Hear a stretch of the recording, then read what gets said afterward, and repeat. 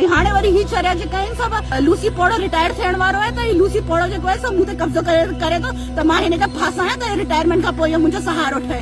छो मां छा हिंदी गुलाम आहियां छा? तव्हांखे हरासमेंट कनि था, हरासमेंट कराइनि था, केरु थो करे हरासमेंट उन्हनि मां तव्हांखे?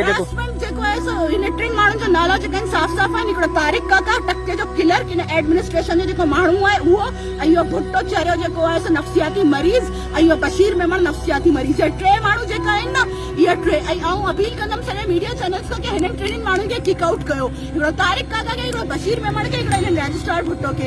ही जेको आहे सो यूनिवर्सिटी टीचर जी रेस्पेक्ट खे ख़राब था कनि, लेडी टीचर जी रेस्पेक्ट था ख़राब कनि। ही जेको आहे सो व्हाट्सएप ते हुन ते गंदा गंदा मैसेजेस करे जेको आहे सो बटाइण जी कोशिश कंदा आहिनि। पंहिंजे टके टके जे माण्हुनि खे चवंदा आहिनि लिफ्ट करे because they are so too much jealous and frustrated.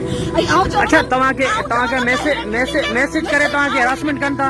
आऊं चवंदमि हिननि टिनि माण्हुनि खे पनिश कयो एज सून एज पॉसिबल। हिकिड़ो बशीर मेमण खे, हिकिड़ो तारिक काका खे, ऐं हिकिड़ो जेको आहे सो हिन भुट्टो खे। इहे टे माण्हू जेका आहिनि कुर्सी तक किक आउट। अच्छा मैडम, जॾहिं रजिस्ट्रार सां जॾहिं असांजी ॻाल्हि ॿोल थी त उन ॿुधायो त मैडम जेकी आहे कुझु ॾींहंनि खां उहा छुट्टियुनि ते हुई, हुननि जो जेको हुतां रजिस्ट्रार जेको आहे इहो हाणे आयो आहे रिटायर ॿ दफ़ा थी करे, वरी टी दफ़ा कुर्सी जो नशो चढ़ियो अथसि पोड़े खे, ऐं नई शादी करण दो त इहो अची कुर्सी ते वेठो आहे। लूसी पोड़ा मूंखे पटाइण जे चक्कर में जेको आहे मुंहिंजी सैलरी तो बंदि कराए। But the thing is that हिन खां पहिरियों जेका आहे सो वो अमीर अबड़ो हो जेको आहे सो वो रजिस्ट्रार, ऐं जेको आहे सो मुंहिंजी सैलरी बि जेका आहे वो विथ पे अचे पई। इहो जीअं ई कुर्सी ते आयो त इहो मूंखे फासाइण जे लाइ इहो बशीर मेमण ऐं इहो टके जो तारिक काका, इहो तव्हांखे रजिस्ट्रार हरासमेंट करे थो। हिन जो मक़सद त इहो ई आहे न कि मां हिन खे तंग कयां त पोइ ही जेका मूंसां पटिजे। इहो ई मक़सद आहे न साफ़ साफ़। ॿियो कहिड़ो मक़सद आहे? न त ॿियो त को साफ़ मक़सद नज़र नथो अचे। ही सम्झो त कि आऊं अहिड़ी लूसी छोकिरी आहियां या जेका धड़की आहियां जो आऊं हिन खां पटिजी वेंदसि। अच्छा,